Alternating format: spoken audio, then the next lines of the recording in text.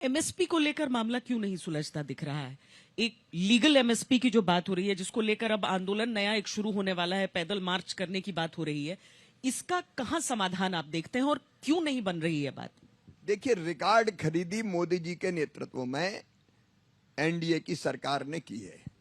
मैं कांग्रेस और यूपीए से पूछना चाहता हूं, जब स्वामीनाथन आयोग की रिपोर्ट आई थी तो उसमें उन्होंने ये बात कही थी कि मुनाफे पर 50%, लागत पर 50% मुनाफा जोड़कर ही एमएसपी तय की जाए।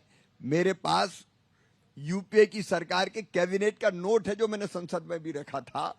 उन्होंने साफ कह दिया था कि ये किसी भी कीमत पर नहीं किया जा सकता। यूपीए की सरकार ने कभी भी एमएसपी घोषित की तो 50% मुनाफा जोड़ के नहीं की, 8%, 10%, 15%, 20% जोड़ के की थी।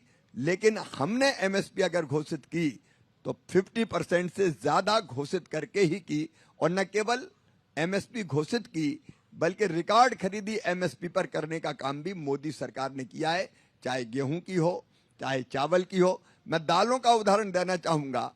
दालों के मामले में यूपीए की सरकार ने 10 साल में केवल 6 लाख मीट्रिक टन खरीदी की थी, जबकि एनडीए की सरकार ने 1,91,000 मीट्रिक टन खरीदी करके दिखाई है।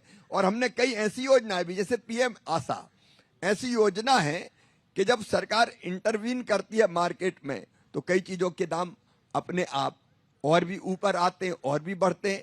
उसके अलावा कई कदम हम ऐसे उठा रहे हैं, जैसे अभी एलओपीज आ रही थी भारत में, तो वो पहले एकदम 0% इंपोर्ट ड्यूटी पर आती थी। जब हमने देखा कि दालों की कीमत उसके कारण प्रभावित हो रही है, किसानों का हित प्रभावित हो रहा है, तो 30% इंपोर्ट ड्यूटी उस पर लगाने का काम किया, जिससे दालों के दाम ठीक होना शुरू हो गए। तो ऐसे अनेकों उपाय करने की हम लोग कोशिश करते हैं।